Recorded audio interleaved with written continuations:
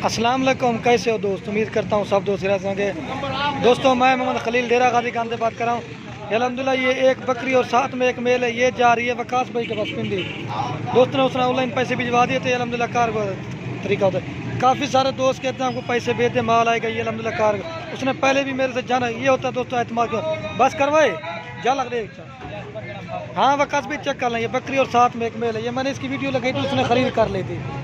ये होता है अल्हम्दुलिल्लाह कार्गो का तरीका। एक की नहीं हाँ वकास भाई, ये बच्चे अंदर लोड कर दिया, ठीक है। और तो चक्का है बकरी अल्लाह दे भाई हो चलो लियास। ये जा रही है पिंडी वकास भाई के पास।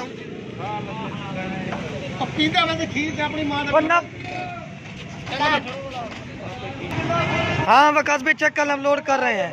ये बच्चा अंदर लोड कर दिया है और ये बकरी लोड कर रहे हैं। हाँ वकास भाई ये बच्चा भी लोड कर दिया। ये चेक कर, बंद करो सही। ये होता है अल्हम्दुलिल्लाह कार्गो का तरीका। अब मैं गाड़ी का नंबर दिखाता हूँ भैया आपको।